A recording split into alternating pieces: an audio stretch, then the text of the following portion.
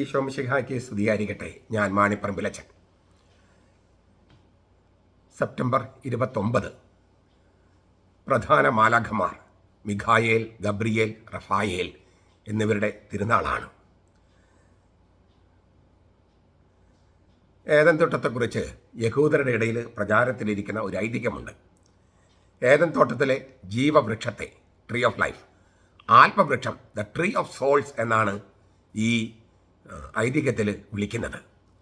അത് പുഷ്പിക്കുകയും പുതിയ ആത്മാക്കളെ പുറപ്പെടുവിക്കുകയും ചെയ്യുന്നുവെന്നാണ് സങ്കല്പം. ജീവവൃക്ഷം എന്ന് പറയുന്നത് ആത്മവൃക്ഷമാണത്രേ. Tree of life is the tree of the souls. അത് പുഷ്പിക്കുന്നു, പുതിയ ആത്മാക്കളെ പുറപ്പെടുവിക്കുന്നു. ആ ആത്മാക്കളെ ആത്മഭണ്ഡാരത്തിൽ നിക്ഷേപിക്കുന്നുവെന്നും ഈ ഐതിഹ്യം സങ്കല്പിക്കുന്നു. ആത്മഭണ്ഡാരം, the treasury of the souls. ദൈവദൂതന്മാരിൽ ഒരുവനായ ഗബ്രിയേല് ആ ആത്മഭണ്ഡാരത്തിൽ നിന്ന് ആത്മാക്കളെ കയ്യിലെടുത്ത് സ്ത്രീകൾ ഗർഭം ധരിക്കുന്ന ഓരോ ശിശുവിലും നിക്ഷേപിക്കുന്നു. അവയുടെ ഗർഭപാത്രത്തിൽ ഭ്രൂണം വളർച്ച പ്രാപിച്ച് ജനിക്കുന്നത് വരെ സംരക്ഷിക്കാൻ ചുമതലയുള്ളത് ഗർഭധാരണത്തിന്റെ കാവൽദൂതനായ ലൈല എന്ന് പറയുന്ന മാലാഖയ്ക്കാണ്. ഏഞ്ചൽ ഓഫ് കൺസെപ്ഷൻ എന്ന് പറയുന്ന ആളാണ് ലൈല. ലൈല എന്ന വാക്കിന് രാത്രി എന്നാണ് അർത്ഥം. ശിശു ജനിച്ചു കഴിഞ്ഞാൽ പിന്നെ കാവൽ മാലാഖയുടെ സംരക്ഷണത്തിലാകും. ഇതാണ് ഈ ഐതിഹ്യം പറയുന്നത്. നമുക്കറിയാം, ഓരോ ഐതിഹ്യത്തിലും സത്യത്തിൻ്റെ ഒരു അംശമുണ്ട്. അതിലെ പല കാര്യങ്ങളും അതിശയോക്തി കലർന്നതാണെങ്കിലും സത്യത്തിൻ്റെ ഒരു കണിക അതിനകത്തെല്ലാം കാണാം. പഴയ നിയമത്തിലെ ദാനിയേലിന്റെ ഗ്രന്ഥത്തിൽ ഗബ്രിയേൽ മാലാഖയെക്കുറിച്ച് വളരെ ശക്തമായൊരു പരാമർശമുണ്ട്. ദാനിയേൽ ഗ്രന്ഥം 8, 15, 26, 9, 21, 27. അതിക്രമത്തെ തടഞ്ഞു നിർത്താനും പാപങ്ങൾക്ക് മുദ്രയിടാനും അകൃത്യത്തിന് പ്രായശ്ചിത്തം ചെയ്ത് നിത്യനീതി നടപ്പാക്കാനും അതിപരിശുദ്ധനായവനെ അഭിഷേകം ചെയ്യുന്ന സമയം വരുന്നുവെന്ന് പ്രവാചകനെ അറിയിച്ചത് ഗബ്രിയേൽ മാലാഖയാണ്. ദൈവത്തിൻ്റെ ശക്തൻ എന്നാണ് ഗബ്രിയേൽ എന്ന നാമത്തിനർത്ഥം. ദൈവമാണ് എൻ്റെ ആൾ എന്നും അർത്ഥമാകാം. പുതിയ നിയമത്തിൽ സക്കറിയാക്ക് പ്രത്യക്ഷപ്പെട്ടതും ലൂക്ക 1:5, 25, മറിയത്തിൻ്റെ അടുക്കൽ വന്നതും ലൂക്ക 1:26, 28 ഗബ്രിയേൽ മാലാഖയാണ്. അപ്പോൾ ഈ പുരാണത്തിൻ്റെ അംശം ഞാൻ പറഞ്ഞല്ലോ, ഐതിഹ്യത്തിൻ്റെ അംശം.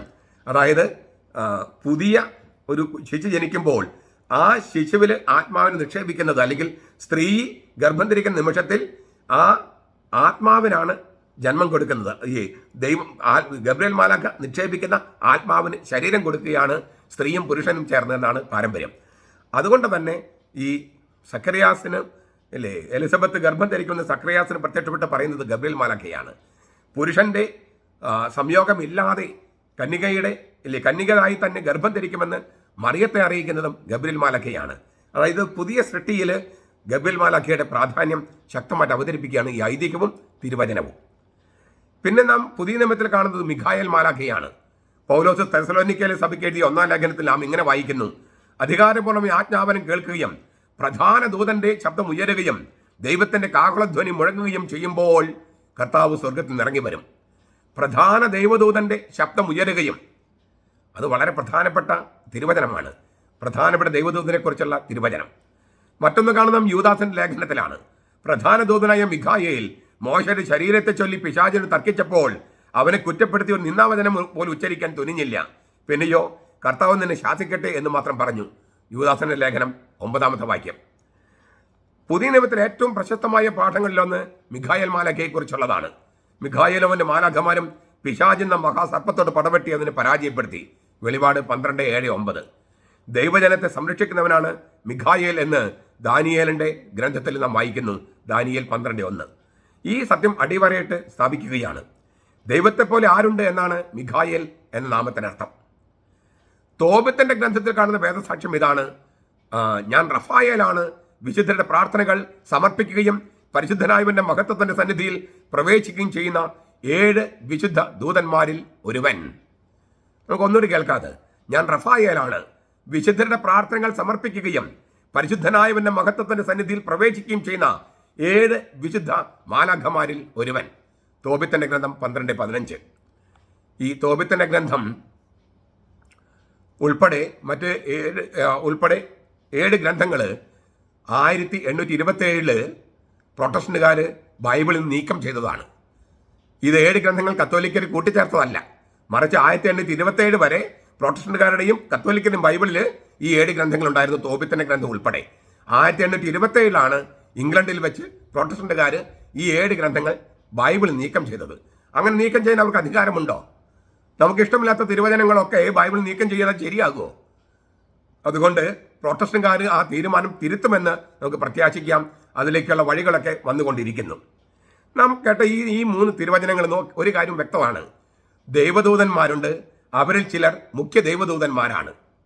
7 പേരാണ് മുഖ്യദൂതന്മാർ എന്ന് തോബിത്തിന്റെ ഗ്രന്ഥം വ്യക്തമായിട്ട് പറഞ്ഞിരിക്കുന്നു. അവരുടെ പേരുകൾ നമുക്ക് ലഭിക്കുന്നത് അപ്രാമാണിക രചനയായ ഏനോക്കിന്റെ 1-ാം പുസ്തകത്തിൽ നിന്നാണ്. ഈ അപ്രാമാണിക രചനയിലേക്ക് പുതിയ നിയമത്തിലെ യൂദാസിന്റെ ലേഖനം സൂചന നൽകുന്നുണ്ട്. യൂദാസിന്റെ ലേഖനം 14-ാമത്തെ വാക്യത്തിൽ മിഖായേൽ, റഫായേൽ, ഗബ്രിയേൽ, ഉറിയേൽ, സറാഖേൽ, റഗുവേൽ, റമിയേൽ എന്നിങ്ങനെയാണ് ഈ 7 മുഖ്യദൂതന്മാരുടെ പേരുകൾ ഏനോക്കിന്റെ 1-ാം ഗ്രന്ഥം അധ്യായം 20. ദൈവസന്നിധി നിൽക്കുന്ന 7 മാലാഖമാരെ കുറിച്ച് വെളിപാട് ഗ്രന്ഥവും സാക്ഷ്യപ്പെടുത്തുന്നുണ്ട്. വെളിപാട് 8:2. അവരിൽ തന്നെ ഏറ്റവും മുഖ്യം 3 പേരാണ് മിഖായേൽ, ഗബ്രിയേൽ, റഫായേൽ. കാരണം അവരുടെ പേരുകൾ ബൈബിളിൽ പ്രത്യക്ഷപ്പെടുന്നു. മുകളിൽ സൂചിപ്പിച്ച ഒരു തിരുവചനം ഞാൻ ഒന്ന് ആവർത്തിക്കുകയാണ്. വിശുദ്ധരുടെ പ്രാർത്ഥനകൾ സമർപ്പിക്കുകയും പരിശുദ്ധനായവന്റെ മഹത്വത്തിന്റെ സന്നിധിയിൽ പ്രവേശിക്കുകയും ചെയ്യുന്ന 7 വിശുദ്ധ മാലാഖമാരിൽ ഒരുവൻ, അതാണ് ഞാൻ എന്ന് പറഞ്ഞിട്ടാണ് തോബിത്തിന്റെ ഗ്രന്ഥത്തിൽ 12:15 റഫായേൽ മാലാഖ പരിചയപ്പെടുത്തുന്നത്. നമ്മുടെ പ്രാർത്ഥനകൾ ദൈവസമക്ഷം സമർപ്പിക്കുന്നത് ദൈവദൂതന്മാരാണെന്ന് ഇതിൽ നിന്ന് വ്യക്തമാണ്. ഈ തിരുവചനത്തിൽ വ്യക്തമാണ്. യേശുവാണ് ഏക മധ്യസ്ഥൻ, സംശയമൊന്നുമില്ല. എങ്കിലും ആ ഏക മധ്യസ്ഥന്റെ പ്രാർത്ഥനയും വിശുദ്ധരുടെ പ്രാർത്ഥനകളും ദൈവസന്നിധിയിൽ സമർപ്പിക്കുന്നത് മാലാഖമാരാണ്.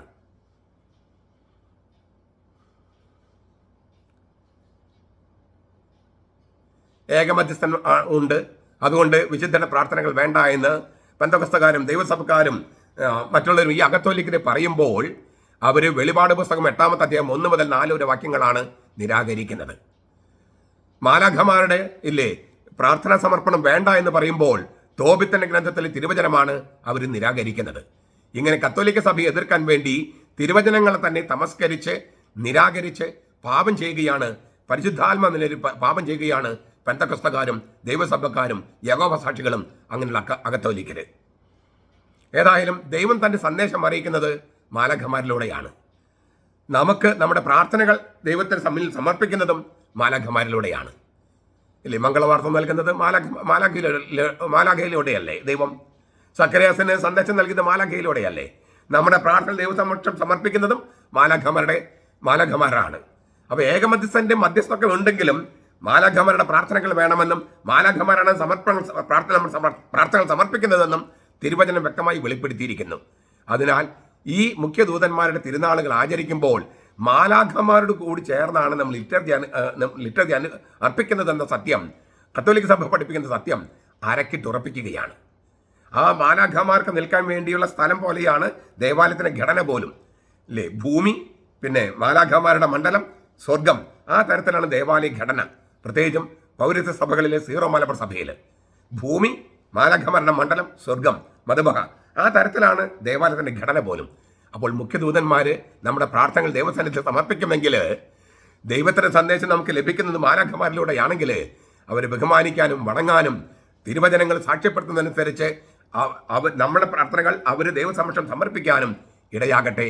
കർത്താവ് നമ്മളെ അനുഗ്രഹിക്കട്ടെ. നമ്മുടെ കർത്താവ് ഈശോ മിശിഹായുടെ കൃപയും പിതാവായ ദൈവത്തിന്റെ സ്നേഹവും പരിശുദ്ധാത്മാവിന്റെ സഹവാസവും നാം എല്ലാവരോടും കൂടി ഉണ്ടായിരിക്കട്ടെ, ഇപ്പോഴും എപ്പോഴും എന്നേക്കും. ആമേൻ.